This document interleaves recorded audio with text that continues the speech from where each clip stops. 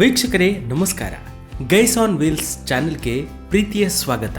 ಸುಮಾರು 3 ವರ್ಷಗಳಿಂದ ಮಂಗಳೂರಿನಿಂದ ಬೆಂಗಳೂರಿಗೆ ಸಂಪರ್ಕ ಕಲ್ಪಿಸುವ ರಾಷ್ಟ್ರೀಯ ಹೆದ್ದಾರಿ ಕಾಮಗಾರಿಯ ಅನೇಕ ವಿಡಿಯೋಗಳನ್ನು ಗೈಸ್ ಆನ್ ವೀಲ್ಸ್ ಮೂಲಕ ನೋಡ್ತಾ ಇದ್ದೀರಿ.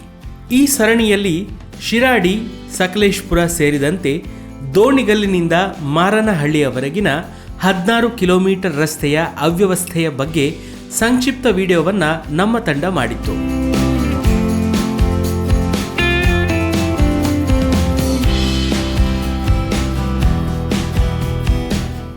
ಇಂದಿನ ವಿಡಿಯೋದಲ್ಲಿ ದೋಣಿಗಲ್ಲಿನಿಂದ ಮಾರನಹಳ್ಳಿಯವರೆಗಿನ ಕಾಮಗಾರಿ ಪೂರ್ಣಗೊಂಡ ಹೆದ್ದಾರಿಯ ಅಪ್ಡೇಟ್ ಅನ್ನು ನೀಡ್ತಾ ಇದ್ದೀವಿ.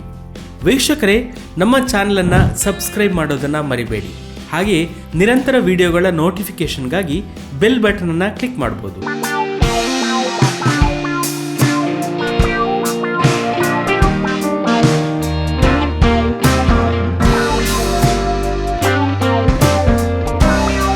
ಕಳೆದ 2-3 ವರ್ಷಗಳಿಂದ ದೋಣಿಗಲ್ಲಿನಿಂದ ಮಾರನಹಳ್ಳಿಯವರೆಗಿನ 16 ಕಿಲೋಮೀಟರ್ ರಸ್ತೆಯು ಮಳೆಗಾಲದಲ್ಲಿ ಕೆಸರಿನ ಹೊಂಡವಾಗಿತ್ತು, ಬೇಸಿಗೆಯಲ್ಲಿ ಧೂಳಿನ ಕೂಪವಾಗಿತ್ತು. ಹೀಗೆ ಪ್ರಯಾಣಿಕರ ನಿತ್ಯ ಶಾಪಕ್ಕೆ ಕಾರಣವಾಗಿದ್ದ ಈ ರಸ್ತೆ ಇದೀಗ 90% ಕಾಮಗಾರಿಯನ್ನು ಪೂರ್ಣಗೊಳಿಸಿದೆ.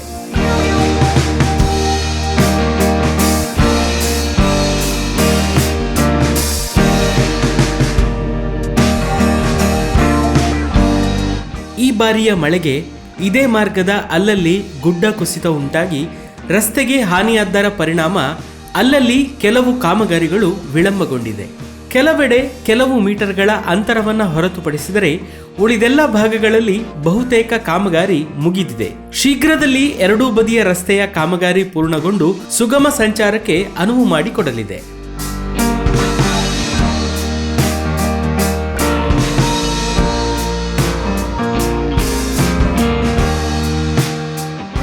ವೀಕ್ಷಕರೇ, ಈ ಹೊಸ ರಸ್ತೆಯ ಡ್ರೋನ್ ಚಿತ್ರಣಗಳು ಹಾಗೂ ವೈವಿಧ್ಯಮಯ ವಿಡಿಯೋಗಳನ್ನು ವೀಕ್ಷಿಸಿ.